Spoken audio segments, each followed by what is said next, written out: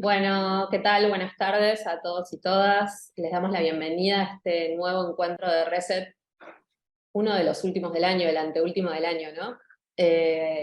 Tenemos el enorme gusto y placer de contar con la participación de Paulo Tavares, a quien agradecemos muchísimo haberse sumado a este ciclo. Nos parece muy importante su presencia, dadas las discusiones que venimos teniendo, sobre todo en relación al futuro de este planeta, así que Paulo es podríamos decir, una autoridad en esta materia, así que gracias. Paulo, y bueno, como siempre me acompañan en la coordinación Víctor López Umelsu y Natalia Sosa Molina. Les comento, bueno, este encuentro, como saben, se titula Estética, Ecología y la crisis de lo viviente, y algunas de las preguntas que van a atravesar la conversación con Paulo y su presentación van a ser cómo se relaciona el cambio climático con las historias de violencia colonial, cómo se cuestiona este legado en la actualidad, qué ecologías creativas existen dentro de la práctica artística activista, que brindan recursos para abordar la justicia climática en la actualidad. Y bueno, Paulo es arquitecto y escritor, participa de este encuentro para que podamos conversar sobre la cartografía de la colonización moderna del sur global y la Amazonía, a través de un mapeo de las relaciones entre la violencia ambiental y política que yacen en los cimientos del antropoceno contemporáneo y que se despliegan en las condiciones geopolíticas y geofísicas del cambio climático. En lugar del efecto colateral e involuntario del crecimiento, desarrollo o progreso, el cambio climático global, según Tavares, es visto como el producto de la violencia colonial dirigida contra humanos y no humanos, pueblos indígenas y entornos y sociedades y territorios. Voy a presentarlo a Paulo en toda su extensión, antes de darle la palabra a Víctor, mi compañero. Paulo Tavares es arquitecto, escritor y educador, es una persona muy joven, nació en 1980. Su obra ha sido presentada en varias exposiciones y publicaciones en todo el mundo, incluida la Harvard Design Magazine, la Trienal de Arquitectura de Oslo, la Bienal de Diseño de Estambul y la Bienal de San Pablo. Es autor de los libros Forest Law, Deshabitat y Memoria da Terra, y fue co-curador de la Bienal de Arquitectura de Chicago en 2019. El diseño y la práctica docente de Tavares alcanza diferentes territorios, geografías sociales y apoyos. Dictó clases de diseño y cultura visual en la Facultad de Arquitectura, Diseño y Arte de la Pontificia Universidad Católica de Ecuador en Quito, y dirigió el programa de máster en el Centre for Research Architecture de Goldsmiths, Londres. Actualmente imparte clases de espacio y cultura visual en la Universidad de Brasilia en Brasil, y dirige la Agencia Autonómica de Arquitectura. Bueno, muchas gracias, y le paso la palabra a Víctor para que continúe con esta presentación.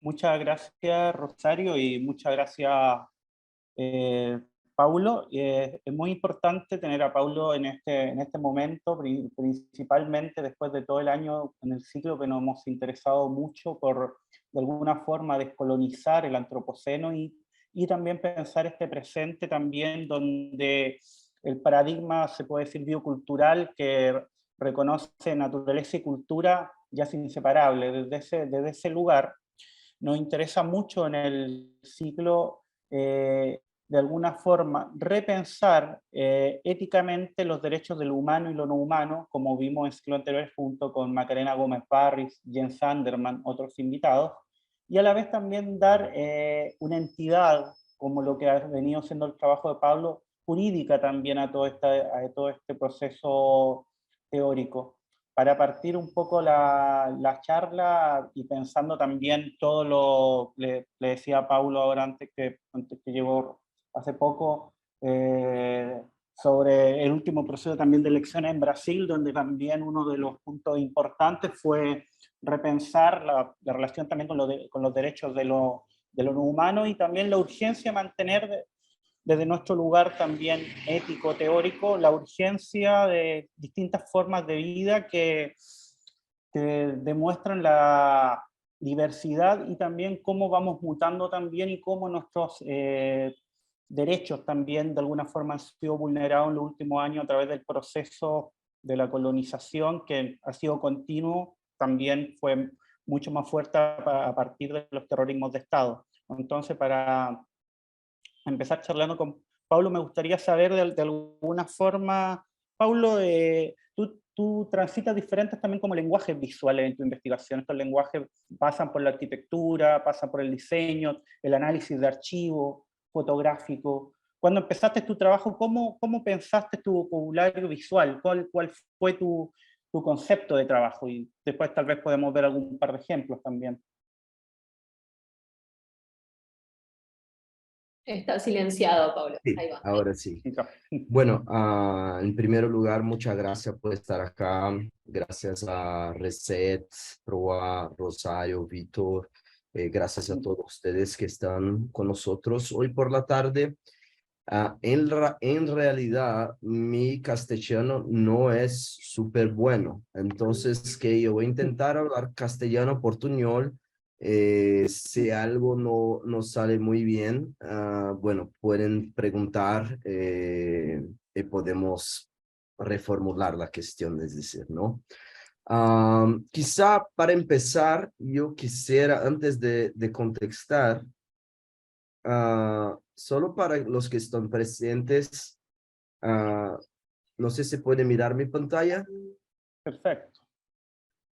Yo recién lancé un libro que se llama Derechos no humanos y otros ensayos acerca de la arquitectura del bosque por la editora madrileña Bartel Wolf. Entonces, que mucho de que lo que nosotros vamos a hablar hoy está ahí en este libro, que es una compilación de ensayos textuales, visuales, por primera vez en castellano, lo que me deja muy contento. Es interesante que nosotros ahora podemos también hablar de estos tópicos que estaban más en inglés, pero podemos hablar más más acerca de Latinoamérica, ¿no es cierto? Ahí les dejo con eso. Ahora ustedes miran Tree, Vines, Palms and Other Architectural Monuments. ¿Eso puede ver? No. No, nos quedamos No. con la imagen de la editorial. Ahora sí, ahora creo que sí. Bueno, yo dejo aquí, si necesitamos, vamos hablando de imagen. Yo creo que para contestar, para responder al Víctor, la cuestión del audiovisual, ¿no? Siempre fue algo muy presente en mi trayectoria como arquitecto. Desde muy temprano yo hago activismo en medias. Eso fue ahí en los años 90, los años 2000, donde hubo una explosión de la internet, una explosión de las medias, cuando las medias las nuevas medias, es decir, llegaron como un potencial activista muy fuerte, ¿no es cierto? Desde entonces que yo hago prácticas con media, desde radio hasta televisión, también mucho relacionado con nuevas medias digitales, más recién con mapeos y otras cosas, ¿no? Entonces, que en mi práctica como arquitecto eso ya estaba, como con mi formación como arquitecto eso ya estaba muy presente desde el punto de vista del activismo.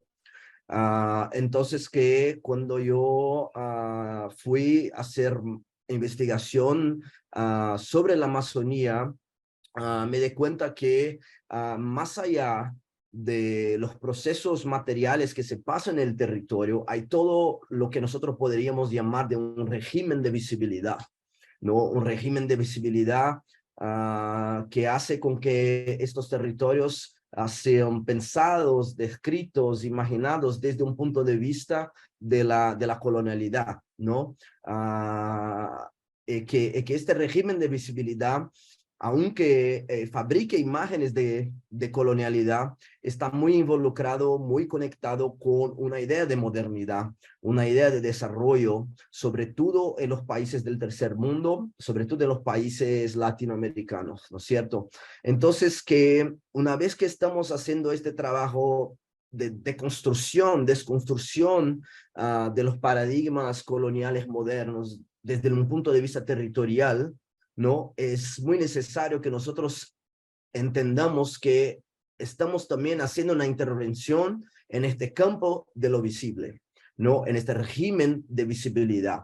Esto está conectado con archivos, con imágenes de audiovisuales, ¿no? Con imágenes cartográficas, con fotografías, o sea, con todas las medias que hoy hacen parte de lo que nosotros podríamos llamar de una ecología mediática, que es el ambiente desde donde vivimos, ¿no?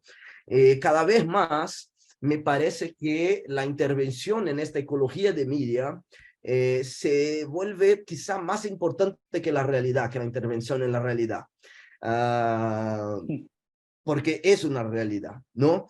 Y nosotros podemos ver eso, por ejemplo, con las elecciones, ¿no? Lo que pasó en Brasil ahora, por ejemplo, yo estaba muy militando en las redes digitales, porque lo que se pasaba en Brasil era un tsunami de fake news, que era necesario hacer un engajamiento, estar allá para combatir esta fake news. Entonces yo paré todo mi trabajo y me fui a hacer apenas militancia en las redes digitales. Y lo que me parece interesante en eso, que creo que mi trabajo está muy involucrado con esto también, es que desde un punto de vista del desarrollo de las nuevas medias, de la Internet, había toda una ideología de que el mundo se volvería más transparente, más claro, más limpio, y que podríamos tener un entendimiento de los procesos sociales, políticos y culturales que se volvería más transparente, ¿no? Que sería que las redes nos harían de hecho una democracia para todos. Pero lo que nosotros vimos en la realidad es completamente lo distinto, ¿no? Lo que vimos es que esta ecología mediática es una ecología muy tóxica, es una ecología muy poluida, es una ecología donde no se puede más cachar, entender lo que es facto, lo que es ficción, lo que es verdad, lo que es fake news, lo que es lo real, lo que es lo virtual. Entonces, que cada vez más nosotros que trabajamos con el campo de las culturas visuales, de las culturas espaciales, eso desde un punto de vista de lo activismo, de la curaduría, de las artes plásticas, de todo, hay la necesidad de que nosotros hagamos intervenciones en esta ecología, porque de hecho no hay una transparencia. Entonces, que la idea de la narrativa, la idea de la curaduría, la idea de contar historias, ¿no? De cómo que usted muestra, trabaja con estos archivos, me parece que se volvió cada vez más política, de un punto de vista muy profundo en la realidad contemporánea. Entonces, que yo entiendo que este campo mediático que van desde los archivos, como usted estaba diciendo, hasta los mapeos contemporáneos, la ciencia de datos, los audiovisuales, ¿no? Hay veces trabajando con filmes, con otros artistas. Me parece que es un campo que yo entiendo como un campo de intervención espacial, así como los territorios ellos mismos. Claro, perfecto. También como muy claro también tu respuesta. O sea, nosotros también en PRO anteriormente tuvimos, hace 4 años, si no me equivoco, la muestra de Forensic Architecture también, con Eyal Weizman. También él nos presentaba también el mismo tema de la época de la era del testigo, o sea, como en esta relectura de Hannah Arendt, donde de alguna forma cualquier tipo de imagen de alguna forma testifica también una presencia histórica y una presencia también en lo real. Desde ese lugar, ¿cómo tú ha devenido tu trabajo de alguna forma en esta relación también que a veces puede ser tensa entre arquitectura, también diseño y causa como ambiental? ¿Cuál es tu punto de vista de esta relación que es un poco problemática muchas veces, principalmente pensando que la arquitectura muchas veces ha servido también como herramienta de opresión? Sí, de hecho, en la gran parte de las veces, en la realidad, es un instrumento de colonización.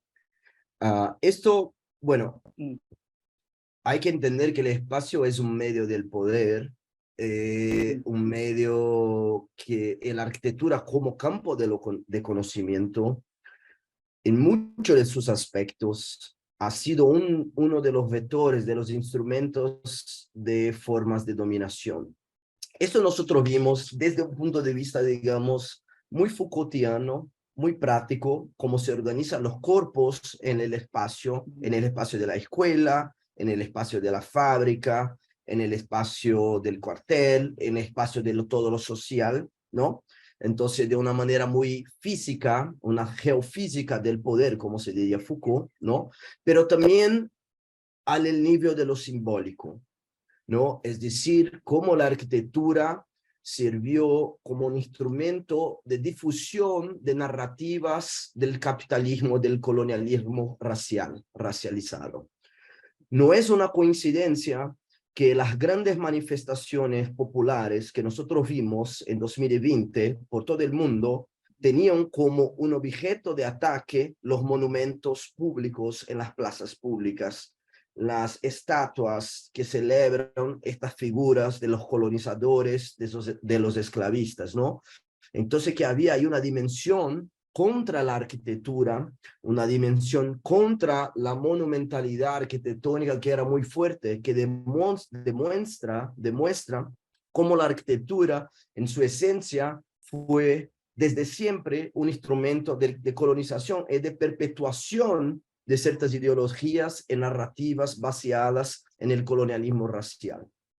Bueno, aunque así sea, dentro del campo de la arquitectura hay una ideología de que la arquitectura es hecha para hacerlo bien, para hacer la gente vivir mejor, para hacer las cosas ser más belas, para hacer el espacio urbano desarrollarlo, para hacer las sociedades progredir, para hacer el progreso, para traer la civilización.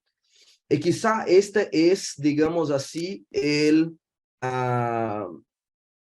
mecanismo ideológico más importante dentro del campo de la arquitectura, que es una especie de positivismo ciego, ¿no? Que los estudiantes cuando están haciendo clases de design, clases de arquitectura, piensan que todo lo que van a hacer es algo para que haga la vida de la gente mejor, ¿no? Por eso las ideas de progreso, de civilización, de desarrollo, de mejoramientos, nosotros decimos en Brasil, los planos de mejoramientos urbanos, de embelezamiento, que decir belleza, ¿no? Todo eso está muy involucrado con la educación de la arquitectura y con la propia práctica de arquitectura. Bueno, yo creo que estamos en un momento en la historia que ya no más podemos pensar así. Que hay tipos de prácticas como arquitectura forense que con Eyal Weizmann, como el tipo de práctica que yo desarrollo, el tipo de práctica de otras oficinas de arquitectura que está intentando pensar cuál es el papel ético, cuál es el papel político de la arquitectura. Eso no es decir que nosotros vamos a dejar la arquitectura de mano y no hacer más arquitectura, pero entender que el campo de arquitectura es en sí mismo un campo de intervención y que es un campo de intervención que no es neutro, ¿no? Que no tiene una neutralidad. Entonces, que yo creo que nosotros que hacemos parte de este campo, ¿no? De la arquitectura forense, de la arquitectura como práctica política, entiende que los instrumentos de la arquitectura también pueden ser usados para otra cosa que no es solamente, digamos, actualizar o ejercer este papel que es un papel del, digamos, de la arquitectura como imposición de modos de vida, imposición de ciertas organizaciones espaciales, sino subvertir los medios de la arquitectura, las herramientas de la arquitectura, e incluso las herramientas digitales de arquitectura desde el mundo, de este nuevo metaverso, por así decir, para defensa de los derechos territoriales, para defensa de los derechos humanos, para defensa de los derechos no humanos también, de las comunidades, ¿no? Entonces, quizá estamos en un momento muy crítico del campo de conocimiento de las ciencias espaciales. Claro. Me parece también como muy claro cómo lo explicas, porque es más, cuando tuvimos también la charla también con Eyal Weizmann, también veíamos también cómo los movimientos o las filosofías de emancipación podían ser ocupadas de alguna forma como formas de opresión. Y eso también es como muy interesante, también cómo el poder y el capital ejercen un poder también en la naturalización de ciertas, ¿cómo se llama?, técnicas o tecnologías también de pensamiento. Entonces, desde ese lugar es muy potente lo que nos dice, y también como esperanzador también pensar que tenemos también las herramientas para subvertir también ese lugar de poder. Desde otro lugar también quisiera también empezar a preguntarte un poco tu relación de alguna forma con esta arquitectura del bosque, como lo llamas vos, esta arquitectura del bosque y también de los derechos humanos, principalmente también pensando en estos procesos tal vez arquitectónicos ya no eurocéntricos, sino también de otro tipo de construcciones que están un poco más alejadas a las sabidurías como canónicas y que tienen que ver mucho más con nuestro lugar latinoamericano. ¿Cómo ha sido como tu investigación principalmente en el Amazonas y también con todo lo que es el pensamiento indígena, con su cosmología? Quizá yo puedo mostrar muy rápido, yo voy a intentar hacer muy rápido este trabajo que creo que nos da algunas imágenes para pensar. ¿Qué te parece? Sí, muy espectacular. Sí, antes de mostrar, me parece que es importante decir algo acerca de la tecnología, ¿no? Porque el pensamiento crítico, el pensamiento político crítico, es muchas veces parte del principio que es necesario que tú tengas una distancia de la situación para que pueda mirarla de una manera crítica, ¿no? De ahí la idea, ¿no? De un distanciamiento crítico que nosotros decimos en Brasil. Lo que nosotros hacemos, y creo que Eyal concordaría conmigo en esto, es una proximidad crítica, ¿no? Nosotros creemos que es más potente desde el punto de vista del político estar allá en el medio del conflicto para tener una visión crítica acerca de él, ¿no? Para poderse posicionar políticamente. Entonces es una proximidad crítica, ¿no? Como ejercicio, digamos, intelectual, ejercicio del conocimiento, ejercicio de la política.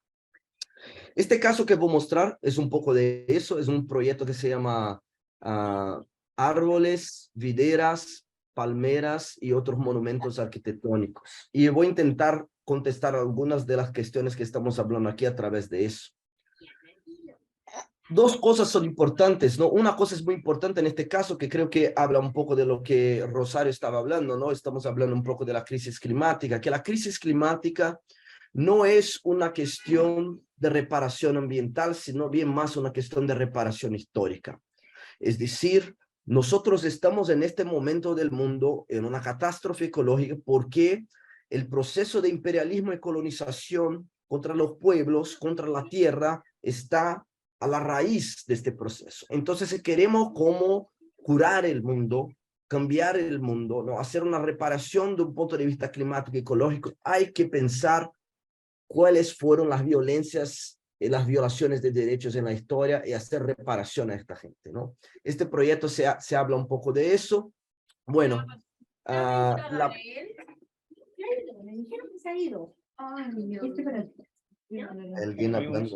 hay un sonido ahí, habría que silenciarlo. Bueno, esta es una imagen del gobierno militar, de los proyectos que estaban haciendo en la Amazonía. Como se ve, toda la idea del que bosque era algo vacío, un vacío demográfico, que no había gente allá, que no era productivo, que era necesario urbanizar el bosque, domesticar el bosque, ¿no? A través de grandes planes de urbanización. Claro que eso generó una grande deforestación, ¿no? Una destrucción masiva de la Amazonía, lo que yo llamo de ecocide by design, porque no era la falta de proyectos, sino bien más que había un proyecto de devastación del medio ambiente. Y nosotros fuimos llamados para hacer una investigación acerca de asentamientos indígenas que fueron desplazados durante este proceso.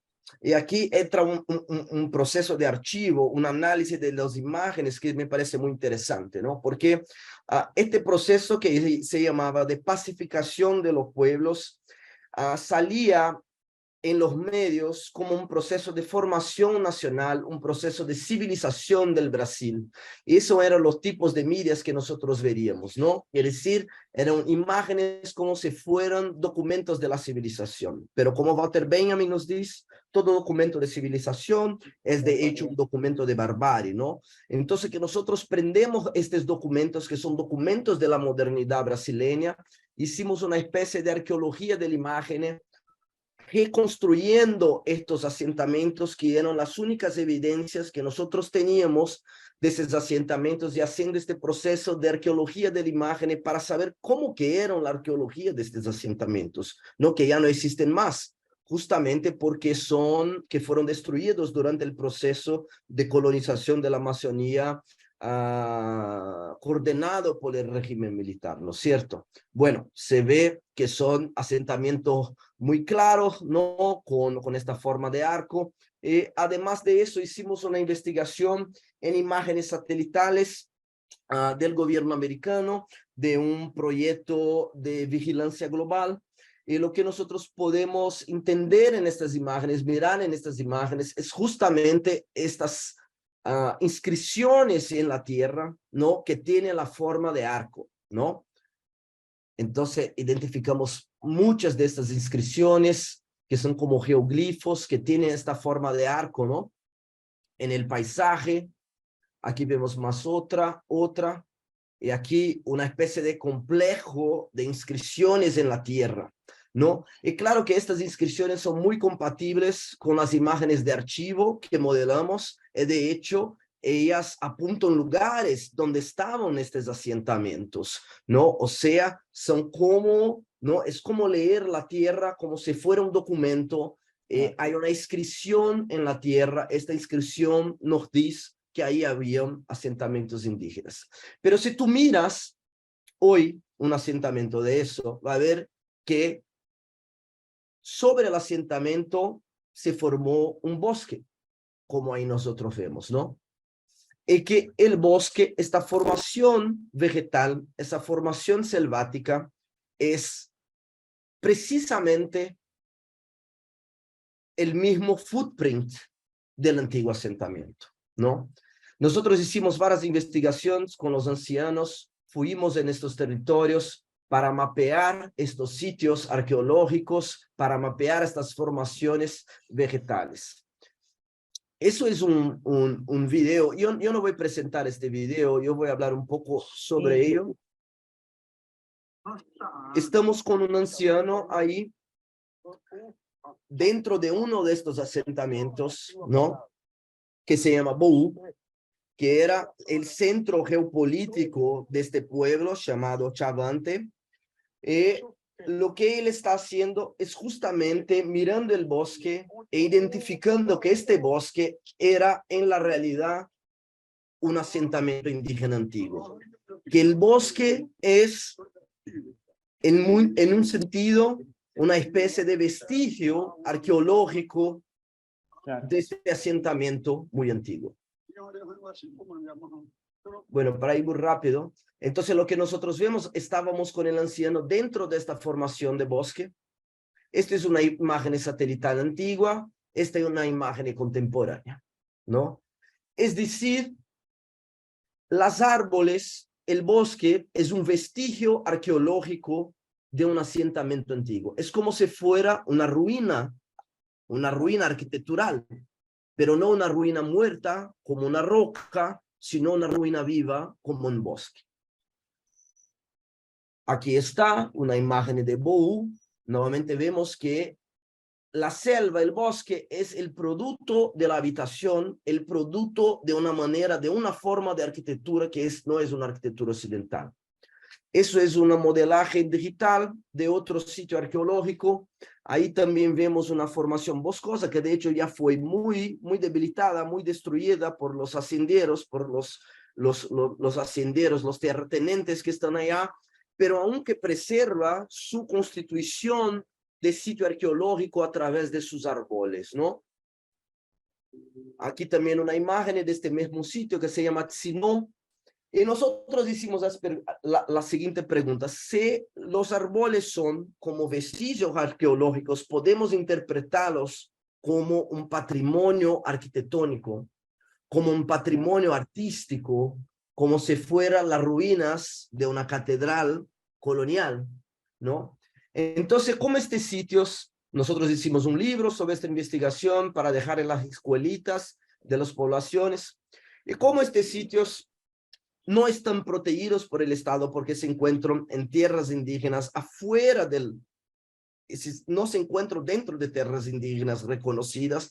Nosotros hicimos una petición para el Instituto del Patrimonio Histórico y Artístico Nacional Brasileño para que estos sitios sean reconocidos como patrimonio arquitectónico y arqueológico. Hicimos esta petición cuando hubo una gran destrucción de uno de estos sitios que se llama Tsorepre. Lo que nosotros estamos mirando es la destrucción del bosque de este sitio que se llama Tsorepre. Era el más grande sitio arqueológico del pueblo Anhué. Hicimos esta petición, fuimos ahí a la tierra, hicimos el documento de la petición, prender la asignatura, la digital, de los ancianos, de las lideranzas del pueblo Aué Chavante. Muchos no hablan portugués, muchos no escriben en portugués. Hicimos este trabajo y esta es la petición para el Instituto de Patrimonio Artístico e Histórico Nacional, y el Ministerio Público abrió una investigación para saber quién hizo la destrucción de estos sitios, y recién recibimos una confirmación de que estos sitios van a ser reconocidos como Patrimonio Histórico y Artístico Nacional. Bueno, lo que yo quiero decir con eso, además de todo el trabajo, digamos, de las imágenes, con los archivos, con el vídeo, documentando todo ahí, esto es un trabajo que tiene un trabajo, digamos, de militancia, ¿no es cierto? Que es un trabajo, lo que llamamos de advocacia. Nosotros, no sé cómo se dice en castellano, nosotros decimos advocacy, advocacia, ¿no? Es decir, si el territorio, si la ciudad es un derecho, la arquitectura es un trabajo de advocacia, de defensa de esos derechos, ¿no? Pero más que eso, hay una cuestión acá que es una intervención dentro del propio archivo de lo que es la arquitectura. Porque al minuto que nosotros estamos diciendo, estos árboles, el bosque el mismo es una forma de patrimonio arquitectural, nosotros estamos diciendo que todo aquello que no era considerado arquitectura bajo la mirada colonial occidental se puede ser entendido como producto de un tipo de design más allá de lo humano, de un tipo de design más allá de la concepción del design occidental, más allá de un entendimiento muy restricto de lo que era la arquitectura, que es un entendimiento que viene ahí del colonialismo moderno, ¿no? Entonces estamos haciendo una especie de intervención en lo propio entendimiento de lo que es la arquitectura y quizá el propio entendimiento de lo que es el medio ambiente. Y ahí, para volver al empiezo del proyecto, es decir, que la preservación de estas áreas de bosque es una forma de reparación histórica a los pueblos originarios. Esta forma de reparación histórica es también una forma de reparación de la tierra, de reparación de los bosques, de reparación del clima global. Entonces, es decir, la cuestión del clima global es una cuestión de reparación histórica, ¿no? Es como nosotros podemos utilizar de las herramientas de la arquitectura y de la media para hacer este proceso de reparación que es social, pero también al mismo tiempo ambiental. No sé si me hago entender, yo quería mostrar este proyecto porque creo que tiene una visión muy general de muchas cosas que estamos hablando. Sí, muchas gracias, Paulo. Sí, se entiende maravilloso también el proyecto y también todo el trabajo que debe haber también como detrás, porque se nota que hay todo un trabajo de archivo, de mapeo y también de alguna forma de entrar directamente en campo, o sea, un campo de trabajo directo con los pobladores, con las comunidades. También me llama también bastante la atención, también como una mirada como más curiosa, también las formas de vida también que generan que pueda crecer también el bosque en los asentamientos, y eso es diferente, podríamos pensar a la famosa ruina, como dijiste, la ruina occidental de otros asentamientos donde alrededor quedan simplemente construcciones y no crece nada. Sí. Entonces, es completamente, tiene que ver como con otra visión también y con otro tipo de cosmología y con otra forma de habitar la Tierra. Perfecto, perfecto. Con otra materialidad, ¿no es cierto? Claro. Lo que me parece importante acá es pensar que la arquitectura, desde un punto de vista epistemológico, su origen son las ruinas, ¿no es cierto? Nosotros aprendemos arquitectura el design mirando el pasado, ¿no? La historia de la arquitectura, que es una historia de ruinas, ¿no es cierto? Pero lo que pasa es que solamente miramos las ruinas de civilizaciones occidentales. ¿Cómo? Claro. No, yo te iba a preguntar justamente por de qué abreva esta digamos, teoría y esta posición respecto a lo que es la arquitectura que estás presentando, o sea, cómo dialoga con por ahí otras concepciones arquitectónicas, quizás de otras, pienso de poblaciones originarias en América, en lo que es hoy América Latina, o cómo dialogás con otros saberes, con otras qué es lo que toman en relación a eso por fuera de la formación que seguramente tenés, que tiene más que ver con una formación europea, occidental y demás. Sí, sí. Bueno, yo creo que en mi trabajo yo no, yo siempre digo que no hago un trabajo antropológico, ¿no? Es más un trabajo de advocacia militante, ¿no? Entonces, no estoy ahí, digamos, mi primer interés no es estudiar los pueblos, sino estar del lado de los pueblos, utilizando las herramientas que yo tuve el privilegio de aprender y conocer dentro de una universidad, desde mi posición de privilegio dentro de esta sociedad, y cómo yo puedo estar junto con ellos, porque creo que están ahí en la vanguardia de la acción política por la vida, por la tierra de la biopolítica, ¿no es cierto? Pero es claro que, ¿no? Trabajando con los pueblos, leyendo antropología, leyendo los filósofos, se sabe que los pueblos tienen una relación que es completamente distinta con la tierra.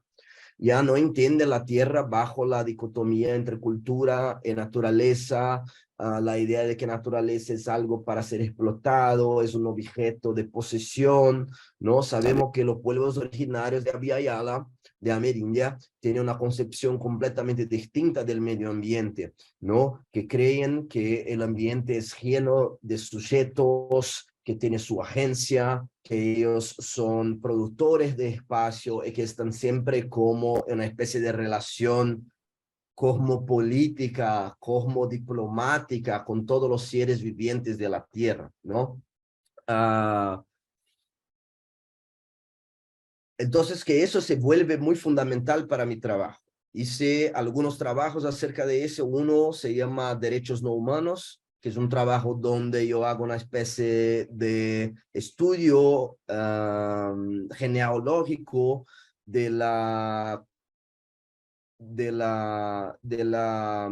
entrada de la naturaleza como sujeto de derechos en la Constitución ecuatoriana de los años 2008-2007. ¿No? Este trabajo es un trabajo básicamente de archivo, es un trabajo videográfico que me permitió entender cuál era la cosmología y la política de los pueblos que llevaron a la aceptación de la Pachamama, de la Madre Tierra, de la naturaleza, como sujeto de derechos en la Constitución. También hizo un trabajo más investigativo, que es un trabajo, una instalación audiovisual con Ursula Biman, que se llama Forest Law, Selva Jurídica, donde nosotros hacemos una investigación de los principios cosmológicos de los pueblos indígenas de la Amazonía ecuatoriana, a través de casos jurídicos en defensa de sus territorios, y como la idea de que la selva es un ser viviente, Causac-Sacha, como se dice en los quichua de Sarayaku, es un ser viviente, y como eso tiene una importancia fundamental para, no apenas para su modo de vida, pero para cómo conciben sus acciones políticas de activistas, ¿no es cierto? Entonces que eso fue muy importante para mí, para yo poder intentar entender cómo pensar el espacio o pensar dentro del punto de vista de la arquitectura que no sea baseado en una comprensión, digamos, desde la ontología de la epistemología occidental, ¿no? Pero junto con eso yo tuve la oportunidad, y quiero compartir algo con ustedes más una vez, que es trabajar con los arqueólogos, quizá los arqueólogos más importantes de la Amazonía brasileña. Gente que está mirando el bosque y diciendo, mira, esto no es un bosque natural, es en la realidad lo que ellos van a llamar de bosque cultural, ¿no? Es decir, son florestas que son como jardines, ¿no? Que fueron cultivadas por ancestros indígenas.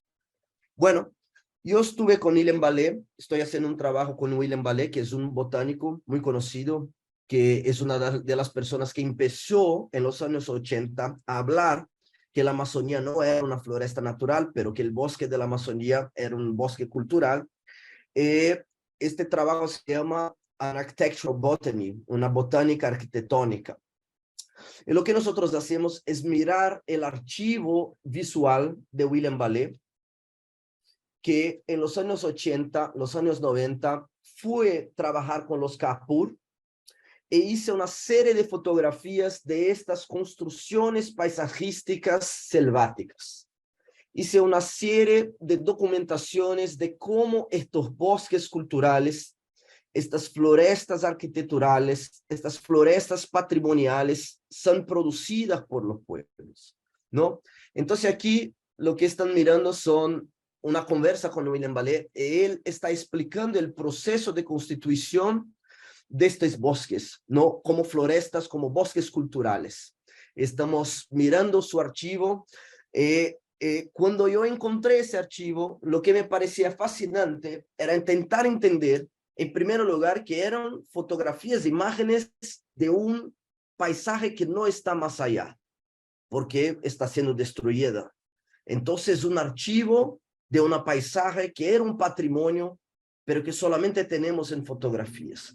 Pero también que es una especie de archivo, es una especie de léxico, no sé si así es decir, ¿no? Una especie de vocabulario espacial de una forma de arquitectura que es una arquitectura que va más allá de lo humano, que es una arquitectura del bosque, ¿no? ¿Será que podemos mirar estas fotografías, estas imágenes, como una especie de acervo, una especie de libro de la arquitectura que no está en los tratados de arquitectura tal como conocimos, pero que está registrado en investigaciones como una investigación de un botánico, que hasta hoy estaría, por ejemplo, que el espacio de este tipo de archivo sería, por ejemplo, un museo de historia natural o un museo o un jardín botánico, ¿no? Como el Smithsonian Institute, o el Jardín Botánico de Nueva York o el Kew Gardens de Londres, pero nosotros estamos diciendo, en la realidad, no, este archivo,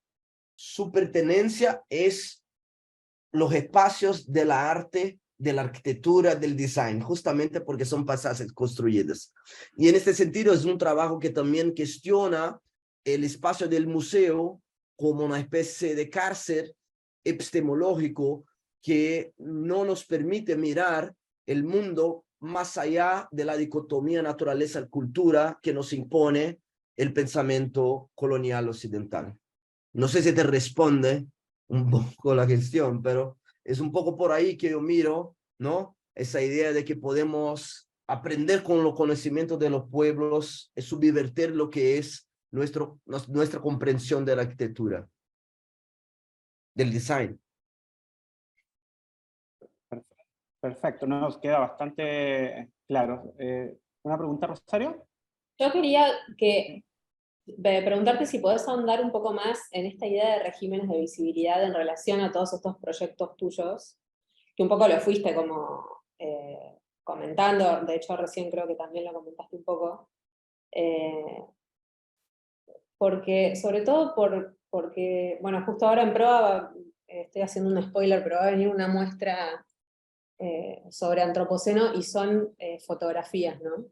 Entonces, me pregunto, digamos, ¿cuál es tu opinión en relación a las formas de visibilizar estos, sobre todo no esto que estás contando ahora, sino más bien como las cuestiones o paisajes que muestran el tema del cambio climático y demás? ¿Qué opinión te merece ese tipo de imágenes, su circulación? Y también qué rol tiene las imágenes satelitales en relación a esto, y si esto en algún punto también, digamos, si la imagen satelital también opera como modelo para algunos artistas, o para, bueno, en el caso de Forensis, ellos trabajan con imágenes satelitales directamente, Claro.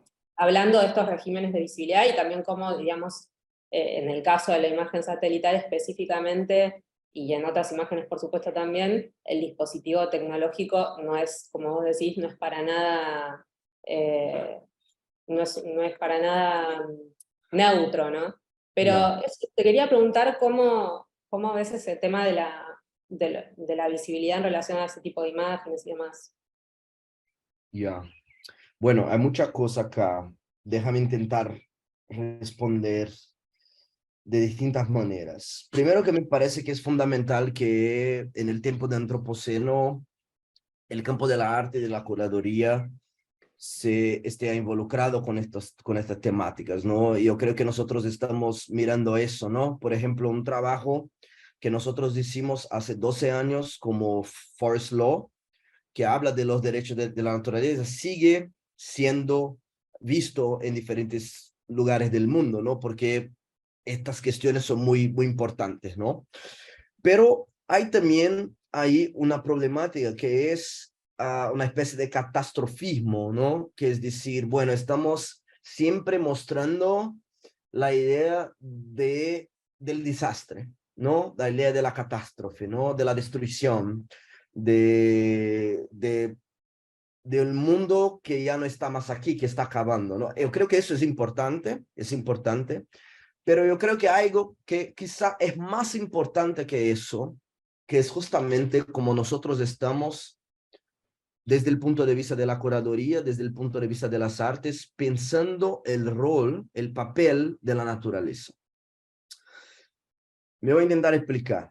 Yo creo que cuando hubo la queda del muro de Berlín, ¿no? En los años 90, cuando el mundo cambió, la orden, digamos, global, cuando la globalización emergió, ¿no? Cuando la cuestión de la migración, de las nuevas medias, ¿no? Que era un momento muy mediático también, se volvió presente una idea de una modernidad única fue rompida, ¿no? De un canon de arte fue rompido, ¿no? No era más una cosa de una modernidad que se sale de Europa, que va para el mundo, que hay diferentes manifestaciones del mismo campo del arte, sino que había una idea de las culturas visuales, ¿no? Que era necesario pensar fuera del campo del arte tradicional, canónico, que era necesario pensar en distintas formaciones culturales y que la cultura era parte, digamos, de un régimen de lo visible,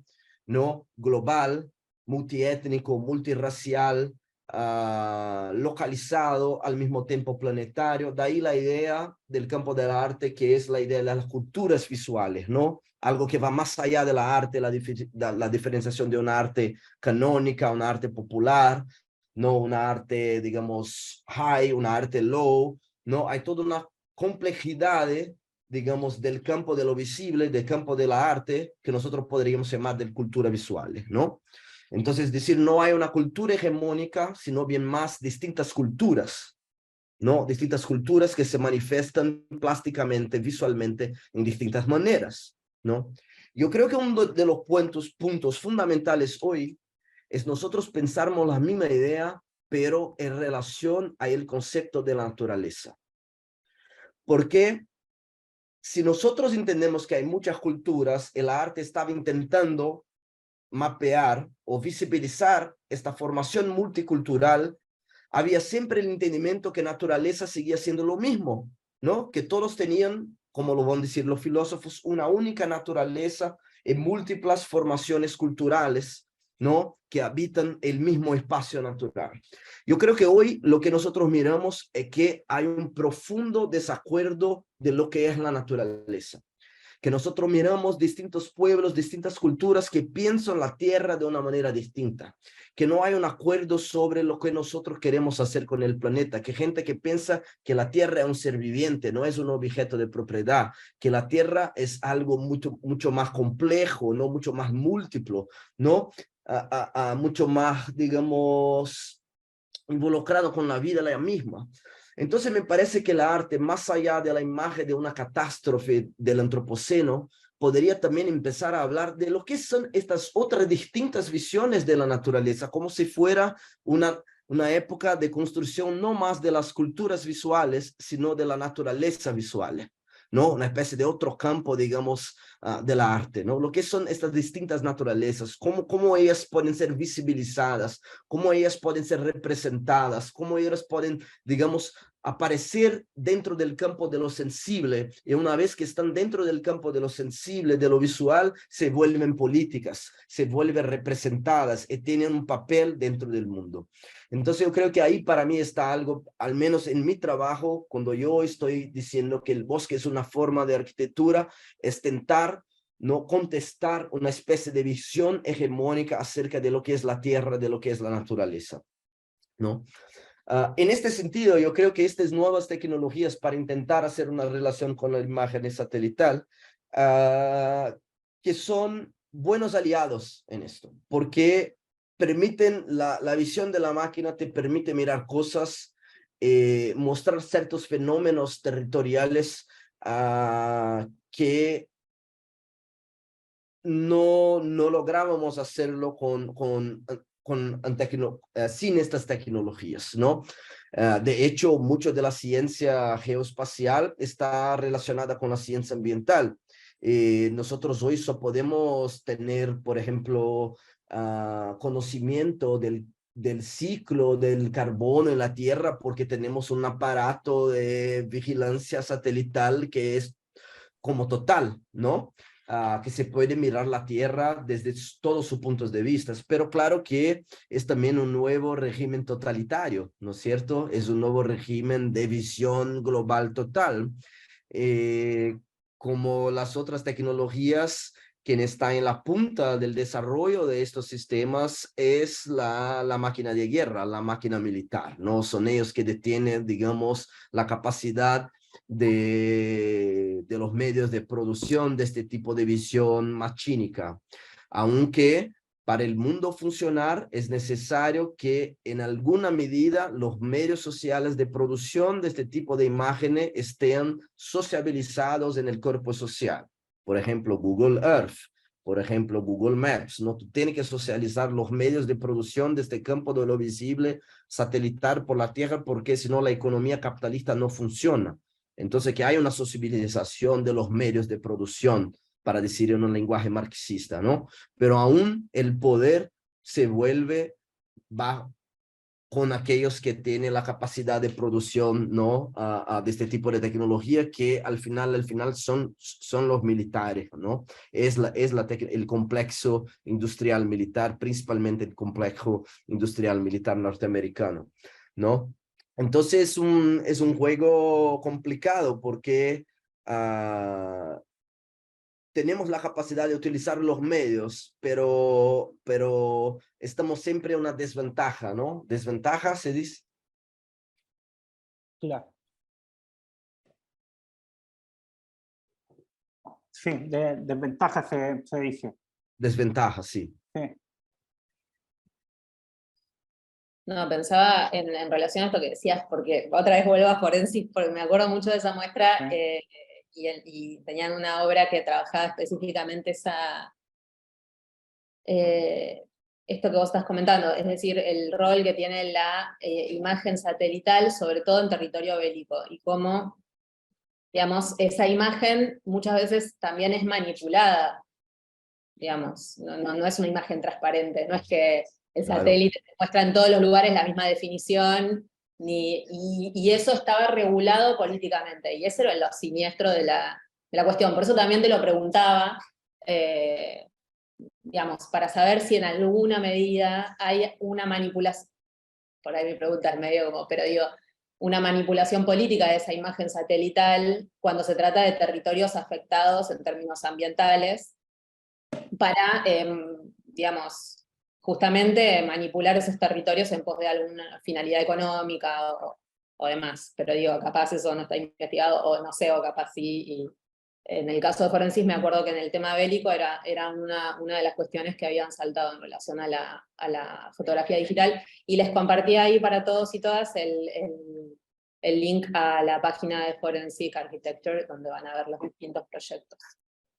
Seguro, ¿no? Yo creo que Sobre todo en el campo bélico, ¿no? Sobre todo en el campo bélico. Hay mucha manipulación, podríamos llamar manipulación política militar, ¿no? Por ejemplo, hay regiones que tú no puedes mirar, ¿no? En Israel,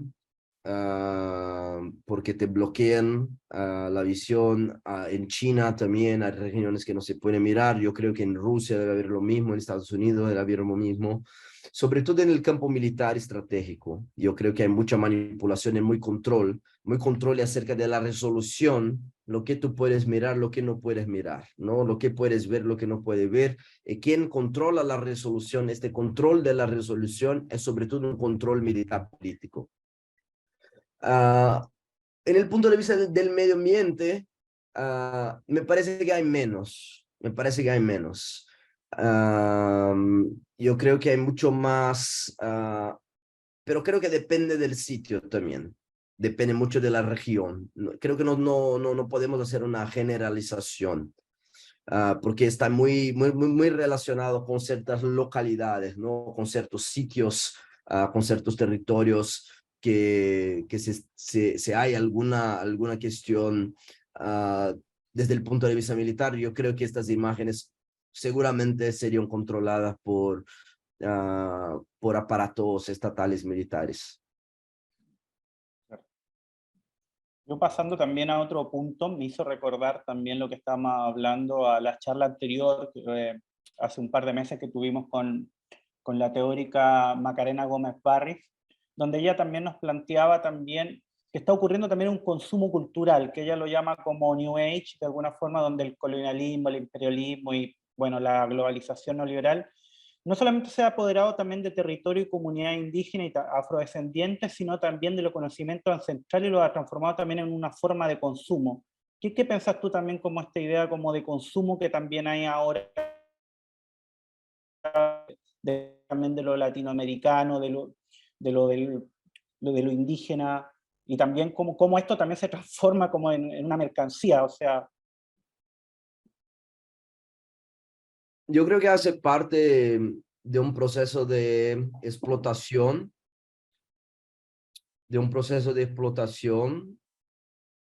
neocolonial, que siempre está relacionado con un proceso de expropiación simbólica. Si vamos a mirar la historia del colonialismo, ¿no? En la historia de la arte moderna, vamos a entender que los procesos de expropiación territoriales, los procesos de colonización territoriales hechos por los imperios del occidente estaban intrínsecamente asociados con un proceso de expropiación simbólica, con un proceso de expropiación cultural. Bueno, la historia del primitivismo moderno es esa historia, más nada que eso, ¿no?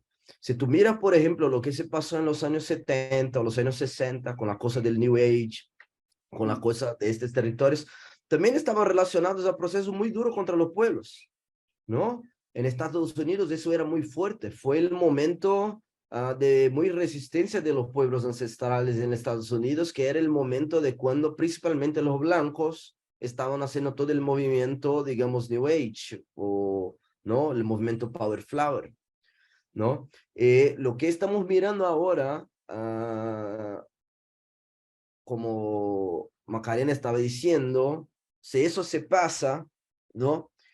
Yo creo que está relacionada a nuevas formas de colonialismo territorial, de recursos naturales, que están siempre asociadas a una especie de valorización simbólica de aquellos que son expropiados. Eso dicho, yo creo que las cosas también cambiaron un poco. Yo creo que los movimientos sociales de Latinoamérica, bajo las revoluciones contra neoliberales de Ecuador, de Bolivia, bajo lo que se pasó en Chile con los mapuches, el papel de los pueblos mapuches en la transformación sociales, bajo los movimientos sociales indígenas en Brasil, que se crecieron mucho, en relación, ¿no?, a un contexto de cambio climático, de crisis ecológica.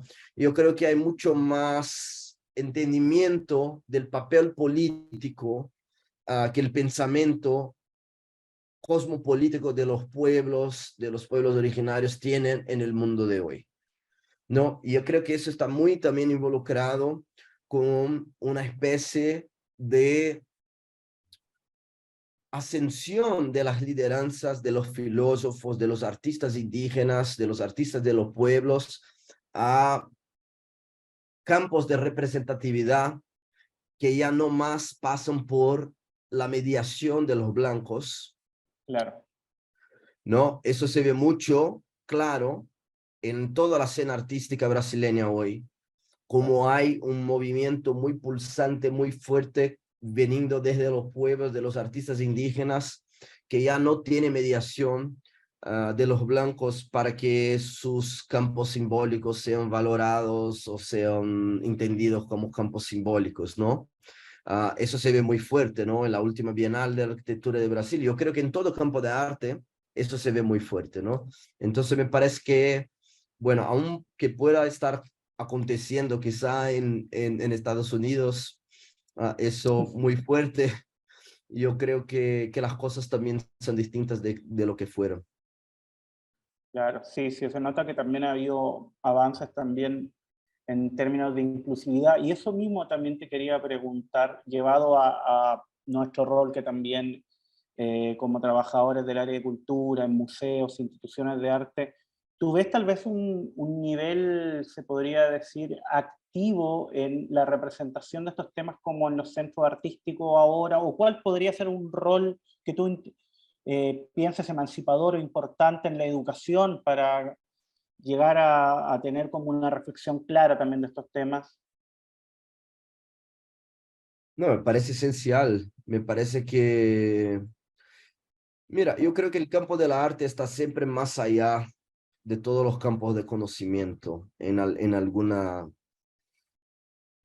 medida, no sé si así se dice, ¿no? Hay una sensibilidad dentro del campo de la arte que anticipa cosas, ¿no? Que es más sencillo a las transformaciones sociales, ¿no? Yo creo que todo este tipo de reflexiones hay que adentrar el campo de arte porque creo que ya está allá, ¿no? Ya está allá, ¿no? Los museos, las bienales, los centros culturales se dieron cuenta que también son espacios políticos pedagógicos que sus prácticas hacen diferencia en el mundo. Eso es un punto importante, por eso que creo que esta agenda cada vez más está dentro de los museos, de los centros artísticos, de las bienales y todo. Pero más allá de eso, principalmente después de los movimientos anticoloniales, antirracistas de 2020, los museos se dieron cuenta de que son parte del problema, de que son intrínsecamente asociados a un proceso de manutención de estructuras del capitalismo racial colonial, que ya no es más suficiente tener apenas formas de representatividad dentro de lo cubo blanco, sino que las propias estructuras de pensamiento, organización y difusión de la arte han que cambiar junto a los movimientos anticoloniales y antirracistas. Es por eso que vivimos una crisis institucional muy grande dentro del campo del arte. No, muy grande, principalmente en Europa y Estados Unidos, hay una crisis muy grande, ¿no? Porque están teniendo que repensar su rol, su papel social y político en un mundo contemporáneo donde la cuestión de la reparación histórica se volvió central. Central. Y la cuestión de la reparación histórica no se va a quedar solamente al punto de vista de la representatividad. Y esto es una pelea, una briga muy importante que se pasa hoy, me parece. Sí. Rosario, gracias, Paul. Podemos ir abriendo también las preguntas a público, yo creo, ¿no? Sí. Sí, se pueden, si quieren, ir mandando comentarios y Preguntas para demás. Paulo, a ver si tenemos. No, a mí me parece en relación a esto último que, digamos, yo me quedo con algo que dijiste al principio, que tiene que ver con esto de también con estos regímenes de visibilidad, interrogar a las imágenes, porque en algún punto, digo, los espacios artísticos también ponen a disposición formas de representatividad, imágenes o, digamos, cualquier tipo de dispositivo visual, y creo que en algún punto el ejercicio de interrogar esas formas de representación es bastante clave, siempre, para cualquier tema, pero para este también, por esto que vos decías, o sea, en el caso de, por ejemplo, del tema del paisaje, y acá yo también cito alguno de los encuentros anteriores con Jens Sanderman, en donde él también interroga la forma de representación del paisaje a lo largo de la historia, sobre todo vinculado a regímenes de visibilidad occidentales, desde el siglo XIX hasta la actualidad, digamos, cómo ese paisaje es representado. Ya, Me parece que, digo, porque sí creo importante defender la discusión simbólica en el sentido de que el centro de arte o el espacio artístico no se convierta tampoco en un centro de debate teórico, digamos, sobre un tema viste, que la imagen sea una excusa para discutir teóricamente el antropoceno y demás, o sea, no, porque si no, no estamos defendiendo en algún punto, digamos, aquello que el arte puede aportar, ¿no? En algún punto, ¿no? Que es como una cierta, como la defensa de un espacio poético, la defensa de un espacio simbólico dentro de lo que es la discusión sobre estos temas. Y ahí también me acuerdo de otra muestra que tuvimos en Proa, que para mí es una muestra de Farocchi, en donde él todo el tiempo postula esta idea de, bueno, de desconfiar de la imagen, ¿no? La imagen no es un artefacto, un dispositivo neutral, y con esto que vos decías también al principio, o sea, hay una cantidad de discursos, una cantidad de imágenes que circulan, y está bueno interrogarlas y ver, bueno, qué es lo que se está mostrando. Y también me quedo mucho con esto que vos decías del catastrofismo en relación al arte, ¿no?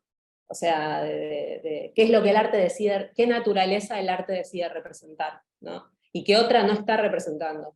O qué artistas está, digamos, invisibilizando a la hora de pensar en esas formas de naturaleza, y qué artistas sí están más visibles. sí. Acá, perdón. No, no, sí, claro, de acuerdo, pleno de acuerdo. Creo que está muy cierta en decir que el arte tampoco se puede volver como la sociología, ¿no es cierto? Es trabajar con el imaginario. Eso que me parece muy interesante en el campo del arte, porque todo este régimen de visibilidad, de sensibilidad, toda la cuestión, digamos, del capitalismo extractivista, como estaba hablando del paisaje, a la cuestión del capitalismo racial colonial, todo eso son regímenes que estaban atravesados de lo visible y fueron hechos, criados con imágenes, a través de imágenes y a través de museos, ¿no? Que fueron herramientas fundamentales en la constitución de este mundo que ahora está, ¿no? Siendo desconstruido. Entonces, entender que no son como neutros también, ¿no? Que son parte del proceso y que las imágenes son parte del proceso. No es solamente una cuestión de representación, sino además que tiene una fuerza muy activa en el mundo, como Farocchi va a decir, ¿no? Que son imágenes que hacen cosas en el mundo. Entonces, de ahí que el papel del arte, en mi comprensión, se vuelve más importante aún.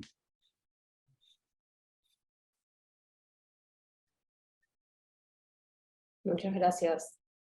Bueno, como dijimos antes, está abierto el espacio del chat para comentarios. Vito, no sé si querés leer vos el comentario que Sí. está... A ver, espérame un segundito. Acá, sí. Acá lo estoy viendo. Dice Sole Ferreira. En el delta del río Paraná tenemos construcciones del paisaje similares, los cerritos, como modelado y modificación antrópica del paisaje. Son ruinas vivas también y además sigue siendo la forma de habitar las islas. Creo que son características de modificación y creación del paisaje de las tierras bajas sudamericanas. Sí, creo que no solamente de la suramericana. Si tú miras, por ejemplo, todo el trabajo arqueológico que está siendo hecho, no solamente acá, sino por toda América, por el África, por el sudeste asiático. Hay una completa revolución en la historia de la humanidad, yo diría. Hay un libro que se llama The Dawn of Humanity by Dave Graeber, que yo tengo acá, te puedo mostrar. Si ustedes tienen interés en esto, es este libro acá. Es que está... Déjame sacar el Blur My Background. Este libro, que es un libro de David Graeber con el arqueólogo David Wengrow, básicamente lo que hacen es revisar todo lo que evidencia de arqueología contemporánea y rompen definitivamente con la historia del evolucionismo occidental, ¿no? Entonces, toda la idea, toda la edificación del iluminismo, de la modernidad, hecha por la filosofía europea, está de alguna manera contestada por nuevas evidencias arqueológicas que muestran que todos los territorios eran de hecho civilizaciones complejas con sistemas cosmológicos distintos. Entonces, yo creo que sí, que es una característica de las tierras bajas, pero más allá también. Muchas gracias. Pablo, te quería preguntar, ¿ves la alianza entre el saber científico y el saber indígena como un camino de resistencia, o sea, contra la devastación y la destrucción? O sea, si nos puedes dar algunos ejemplos. Yo creo que este libro también es interesante para eso, no del punto de vista científico, pero del punto de vista político, porque muestra que como ideas de libertad que nosotros atribuimos al pensamiento filosófico europeo son en la realidad ideas que vinieron de pueblos originarios. Que justamente la cuestión de la libertad, que es una cuestión que está ahí con los europeos del siglo XVI, XVII, ¿no? Que va a inspirar la Revolución Francesa, es una idea que ellos encuentran cuando comienzan a conocer el nuevo mundo. Pero yo estoy diciendo eso ¿por qué? Porque me parece que esta alianza entre el pensamiento indígena o el pensamiento de otras cosmologías y la ciencia occidental siempre hubo. Si tú miras, por ejemplo, el conocimiento botánico, es un conocimiento que viene mucho de los pueblos que estaban siendo colonizados, ¿no? Toda la ciencia natural está muy relacionada con conocimientos tradicionales de los pueblos, porque era esta gente que estaba informando a los científicos que venían para acá. El problema es que hubo un proceso de extracción de conocimiento que es parte del colonialismo, ¿no? Y al mismo tiempo un proceso de, es decir, de epistemicidio, ¿no? Que era decir, bueno, este tipo de pensamiento no es científico, ¿no? Entonces yo creo que siempre hubo esta relación, ¿no? Y necesitaríamos de mirar la historia con más cuidado para entender cómo se dio esta relación desde el punto de vista de lo científico, también de lo político. Pero para contestar su pregunta más precisamente, Natalia, yo creo que hay mucha relación, ¿no? Del pensamiento, digamos, científico más avanzado en los pensamientos ancestrales indígenas, ¿no? Por ejemplo, en relación a los bosques, ¿no?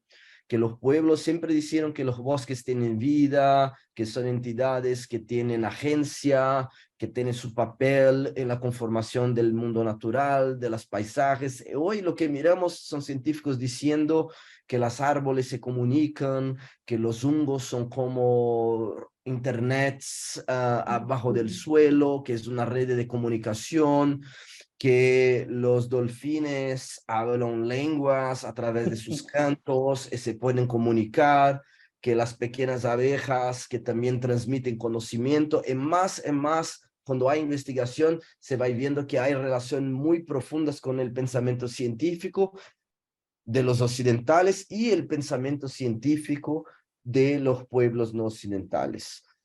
Lo que yo intento hacer un poco con la arquitectura es eso, ¿no? Es intentar pensar desde el punto de vista de mi campo de conocimiento, ¿no? Cómo nosotros podemos aprender con el conocimiento de los pueblos, empezar una nueva forma de design, que yo llamo de design más allá de lo humano, ¿no? Donde la figura protagonista del design no es el hombre, no es el antropos, no es el señor del mundo que va a imponer una orden al sistema natural, sino es más una estrategia en networks, en redes con otros seres vivientes, ¿no? Entender que el design es como que una actitud, una práctica que está en relación con muchos seres vivientes, ¿no? Es por eso que yo digo que en el antropoceno la cuestión no es planear el planeta, ¿no? Que es una visión, una restitución de la visión antropocéntrica del mundo, sino plantar el planeta, ¿no? Es hacer del planeta un jardín, porque plantar es una práctica de design, ¿no? Es una práctica de design que tiene que estar muy sencillo a las dinámicas de otros seres vivientes, ¿no? Para que su jardín sea bueno y fuerte, tiene que estar como muy conectado con otros seres vivientes como abejas, por ejemplo, ¿no es cierto? Entonces quizá es pensar un poco de eso, ¿no? Súper claro, muchas gracias. No sé, es muy claro, el castellano me hace falta. Se entiende muy bien, perfecto. Sí, gracias por el esfuerzo de hablar en español, de verdad. Sí. ¿Tenemos alguna otra pregunta acá en la sala de chat? Vamos a ver.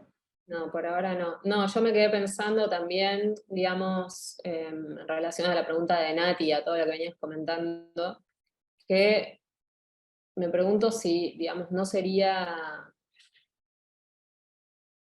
un poco más efectivo en algún punto. Pienso, por ejemplo, en la universidad, ¿no? Como lugar, Espacio saber. claro, del saber y el conocimiento, en donde todavía se sostienen paradigmas nada, vinculados al conocimiento entendido en términos occidentales, ¿no? Y cómo, y me pregunto si no sería más radical y efectivo incorporar dentro de lo que son estos sistemas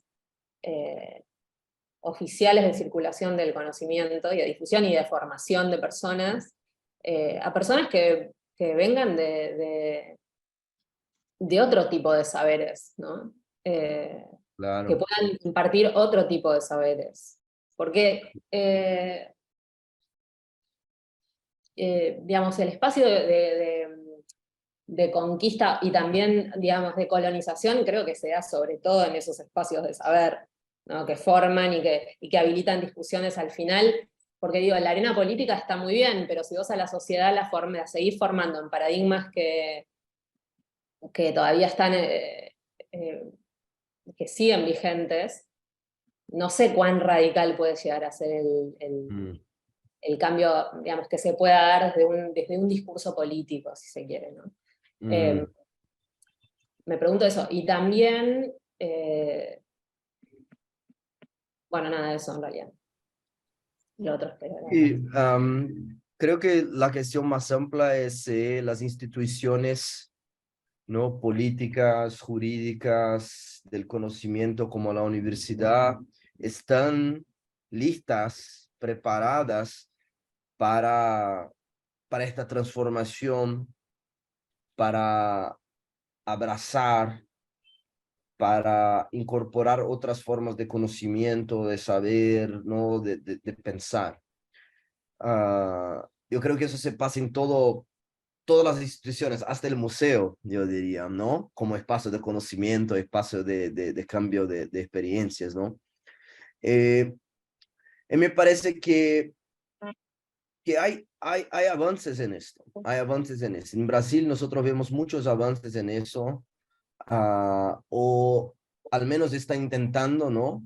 En algunos puntos tener este tipo de conocimiento más presente dentro de la universidad. Yo creo que, por ejemplo, la idea de que la naturaleza es un sujeto de derechos en la Constitución ecuatoriana es también un avance en este sentido. Es un tipo de legislación que tiene un fundamento pedagógico también. Yo creo que la participación de los pueblos en la COP17 que se pasa ahora también es una abertura a este tipo de cosas. Yo creo que el papel de los museos, ¿no? De este tipo de debate acá, ¿no? También es fundamental, entonces que sería interesante PROA y RESET traer este tipo de gente, ¿no? A representantes del pueblo mapuche, representantes de pueblos originarios de Latinoamérica para conversar con artistas, con intelectuales, ¿no es cierto? Abrir estos espacios para otros tipos de voces, otros tipos de perspectivas. Pero estoy de acuerdo que el cambio quizá no sea en la velocidad que es necesaria, ¿no? Quizá. Yo creo que hay avances, pero también hay muchos retrocesos, ¿no? Si tú fijas, por ejemplo, lo que pasa en Chile, ¿no? Yo estuve en Claro. Chile muy recién. Eso iba a decirte ahora mismo por el rechazo que se votó allá. Un rechazo muy fuerte de la cuestión Sí, de la plurinacionalidad, claro. un rechazo muy fuerte de la cuestión de otra cosmovisión, integrando el pacto constituyente de un nuevo país. Por este ejemplo se mira cómo no es fácil, ¿no? El proceso de cambio, pero el hecho de que esto se pasó, ya me parece que es un avance. Claro, sí. Sí, en Chile Aquí fue tengo, sorprendente. ¿Sí? ¿Qué decía aquí me Natalia? llegó una pregunta por privado de Tomás Vitela que dice si los senderos emparentados con el camino del Inca o senderos antiguos pueden ser reconocidos a su entender como ruinas arquitectónicas y patrimonio cultural, o el algarrobo que vive más de 1000 años, o el cactus San Pedro que están cerca de antiguos asentamientos, si también a tu entender pueden ser reconocidos como patrimonios arquitectónicos. Pregunta Tomás. Para mí, Sí, los senderos, ¿cuáles senderos son como caminos, ¿no es cierto? Claro. sí, caminos. El otro, ¿cuál es el otro? El camino del Inca es un camino antiguo de Una cruce, y el ruta. otro, las ruinas arquitectónicas. Ah, perdón. El algarrobo, que vive más de 1000 años, que es un árbol, o el cactus de San Pedro. Ah, ya. Mira, yo no sé específicamente, quizá yo tenía que mirar lo que son para hablar una opinión, más que todo sería una opinión, no Lo que alguien pasa dice, que me parece que, perdón que interrumpa, pero lo que presenta Paulo tiene más que ver con una idea de preservar ante una amenaza concreta una parte de esa naturaleza, si se quiere, ¿no? O sea, esa idea de, o sea, vos estás aplicando un concepto de patrimonio a un entorno natural para reivindicar ese patrimonio natural frente a la destrucción de, digamos, estos templos y cómo eso afecta a esas sociedades que vivían en la Amazonía en este caso. sí. Es decir, no sé si todo puede ser considerado, por ahí en el caso de estas especies que mencionás en la pregunta, si fueran amenazadas o demás, se podría ver, pero me parece que tiene que ver con un concepto un poco más complejo. No sé si está, perdón, Paulo, No, yo creo que tendría que mirar lo que es, porque no tengo en mi cabeza lo que es, efectivamente, pero quería contestar hablando de un caso en Brasil que me fascina, que ahora vamos a hacer una exposición y vamos a mostrar este caso, que es las cascadas, se dice cascadas, ¿Cascada? cascadas de Iwaurete, Iguazú. Ah, no. no, Iwaurete, que está ahí en la Amazonia Occidental. Entonces los pueblos, para ellos, toda la mitología de la creación están ahí en las cascadas, ¿no? Wow. Entonces pelearon, y ahora el Instituto del Patrimonio brasileño reconoce las cascadas como lugar de origen, como lugar de referencia, así se dice, lugar de referencia. Y me parece muy interesante, ¿no? Que una cascada que donde la gente no viene de una importancia que se puede ser, ¿no? Que la gente piensa que solamente un conjunto de piedras, de rocas, de agua, para la gente tiene una función cósmica muy grande y que un instituto occidental, no, un instituto, digamos, occidental colonial tiene que reconocer que esto es un lugar patrimonial de un pueblo. Eso me parece fascinante, me parece un caso así estupendo para nosotros pensarnos lo que sería una decolonización del patrimonio, ¿no? De hecho, vamos a hacer un trabajo acerca de eso ahora. En relación a lo que íbamos comentando antes, acá con esto de la universidad y demás, Artur Romer se pregunta si esto que decíamos de incorporar otro tipo de saberes y personas que podrían impartir esos otros saberes, no implicaría absorber en la institucionalidad al otro en vez de inventar lo otro como una nueva institución de traspaso de los saberes.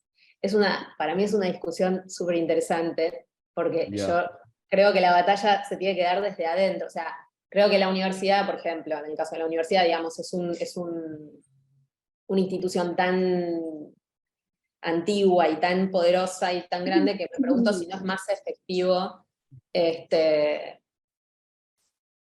infiltrarse, digamos, para generar un cambio, más que generar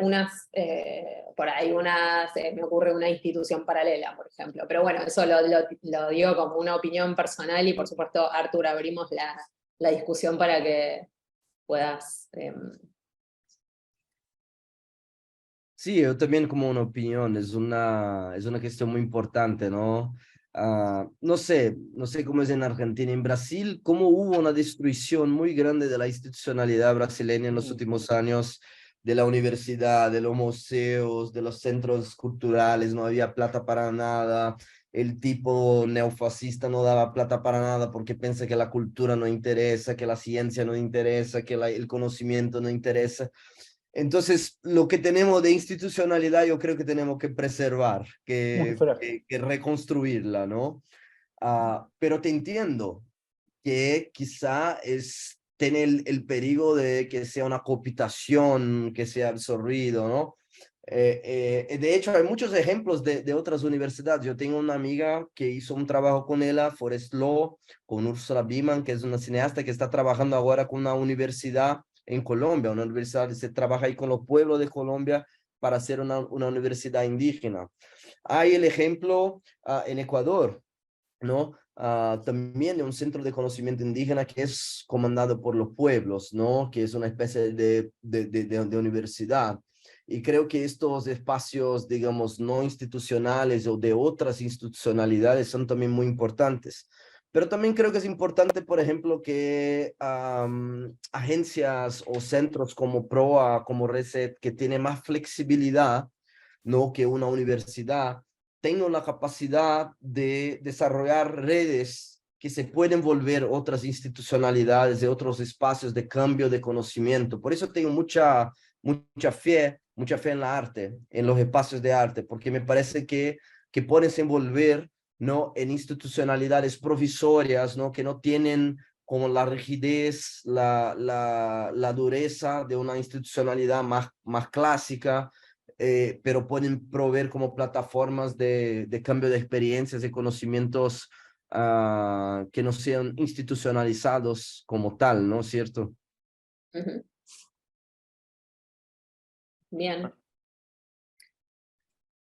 Bien.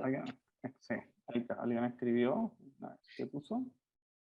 Sí, acá Cecilia Prado comenta la puesta en valor del llamado Camino Real del antiguo virreinato del Río de la Plata que unía el puerto de Buenos Aires con el Alto Perú, son más de 3.000 kilómetros. En 2010, con motivo del Bicentenario, tuvo reconocimiento de ley. Por el Gracias. camino del Inca. Por eso debe ser por el camino del Inca. Exacto. Bueno, si les parece vamos cerrando y Paulo, muchísimas gracias nuevamente, un placer la conversación. Están todos invitados a comprar el libro, vamos a dejar el link acá. Gracias. Tal cual, y gracias a quienes participaron por haberse sumado hoy a la charla, y también les recordamos otra vez que las charlas quedan grabadas y están disponibles en la página de Fundación Proa en formato de video y en podcast. Y también invitarles al próximo encuentro con Chus Martínez, que va a ser el, Nati, ¿me recordás la fecha? 23, ¿no? 23. El 23, el miércoles 23 a las 17 horas. Miércoles 23 de noviembre. Bueno, Paulo, Chévere, gracias. muchas Gracias a ustedes. gracias. Un gusto Gracias, muy Pablo, grande. un placer. Muchas Muchas gracias. Chao, gracias. chao. Adiós. Chao. Chao, chao, chao, chao.